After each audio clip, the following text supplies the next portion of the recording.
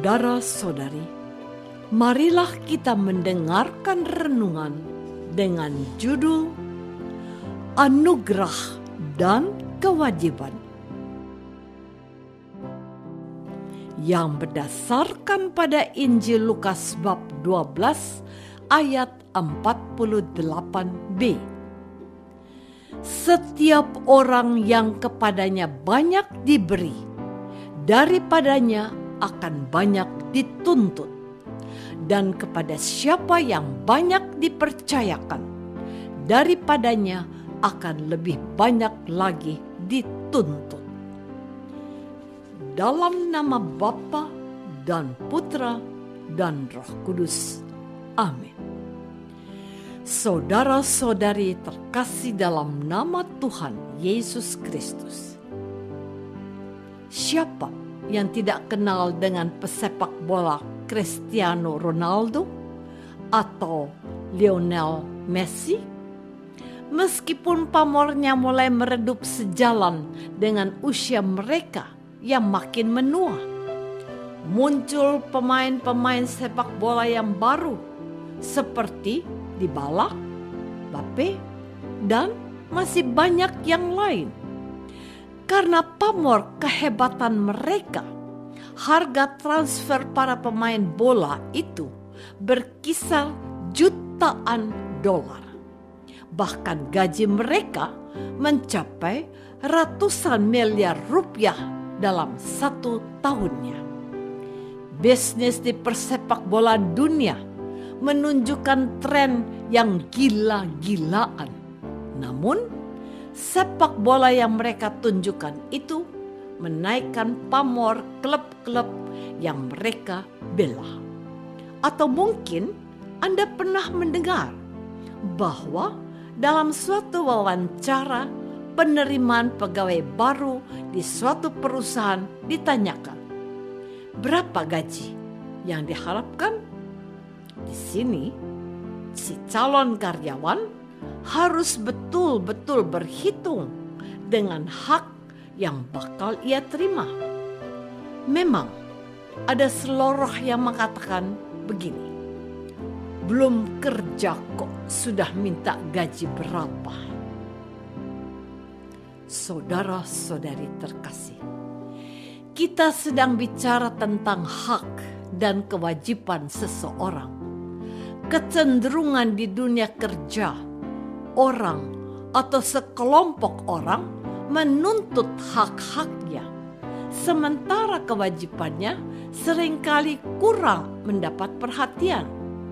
Suatu hari, seorang teman bertanya kepadaku, dari pekerjaan yang Anda lakukan saat ini, berapa harga yang diberikan kepadamu?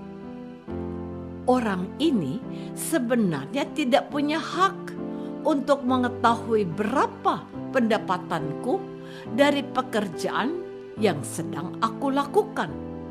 Namun, untuk tidak mengecewakannya, saya menjawab ringkas, berapapun yang diberikan akan saya terima. Karena yang terpenting bagiku adalah memberikan yang terbaik yang bisa aku berikan untuk perusahaanku. Tentang berapa yang patut aku terima, biarlah manajemen perusahaan yang menentukannya. Yang terpenting, saya berusaha sekuat tenaga untuk menyelesaikan kewajiban yang dipercayakan kepadaku. Tapi teman itu tetap memaksa aku menyebut angkanya.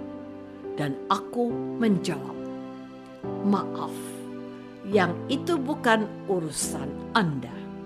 Selesaikanlah urusanmu sendiri, teman.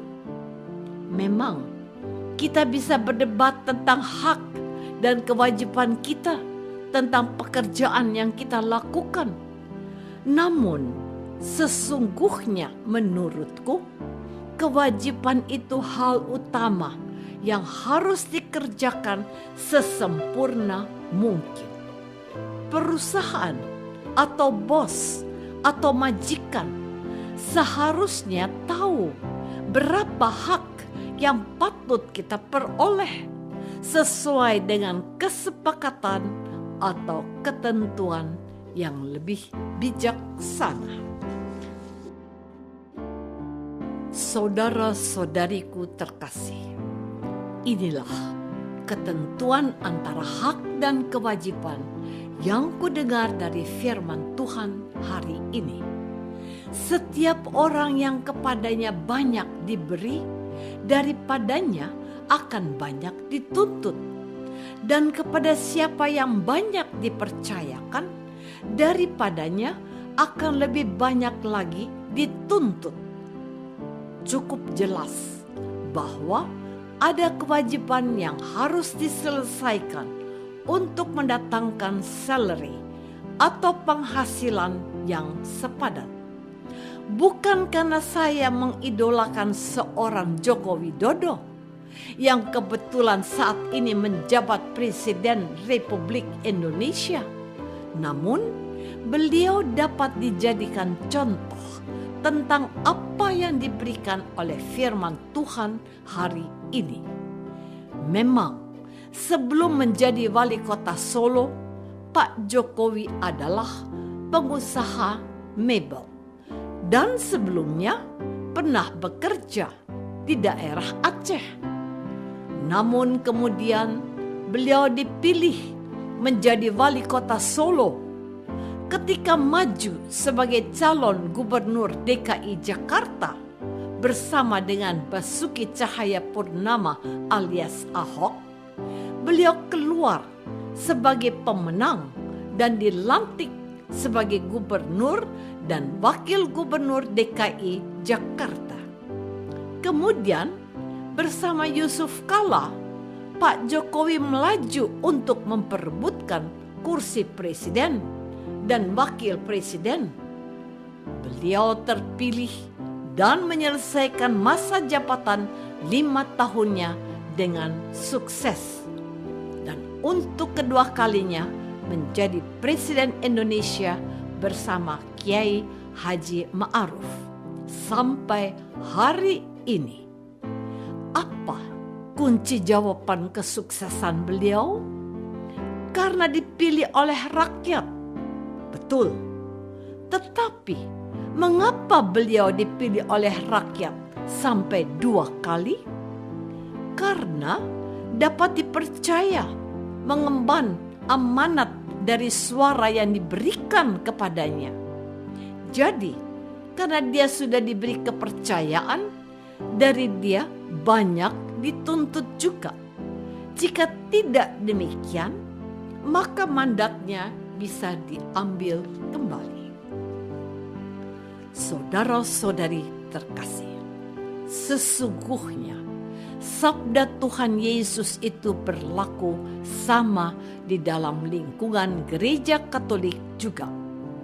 Mungkin ada orang yang berkata, dia lagi, seperti tidak ada orang lain aja. Perkataan atau gunjingan itu hadir di antara umat yang kurang paham.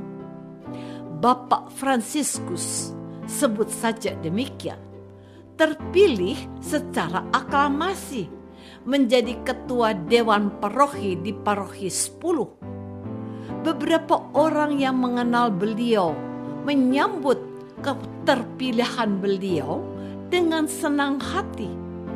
Tetapi ada orang yang tidak mantap akan terpilihan beliau. Sebelum menjadi ketua dewan, beliau ternyata pernah menjabat RT dan RW di masyarakat, menjadi ketua lingkungan dan ketua wilayah, bahkan menjadi salah seorang katekis dan prodiakon di paroki. Sebelum menjabat sebagai ketua dewan paroki, beliau adalah ketua pelaksana pembangunan gedung gereja yang baru dan sekaligus pencari dana untuk pembangunan gereja paroki 10 tersebut. Maka pernyataan dia lagi, seperti tidak ada orang lain aja,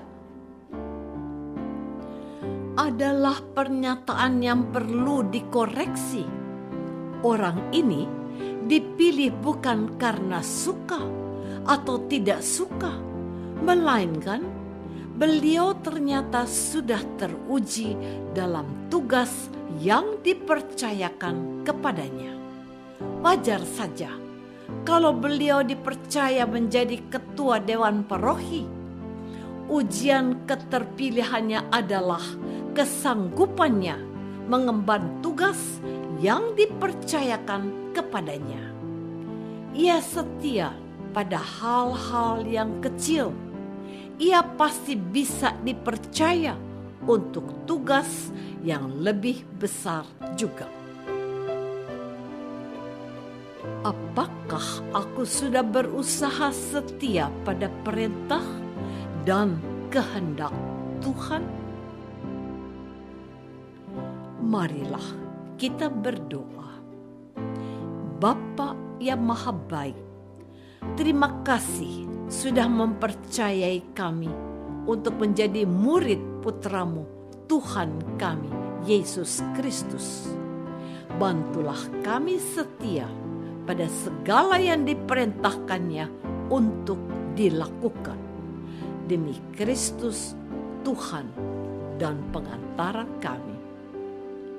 Amin. Semoga kita semua selalu dinaungi dan dibimbing oleh berkat Allah yang Maha Kuasa, Bapa dan Putra dan Roh Kudus. Amin.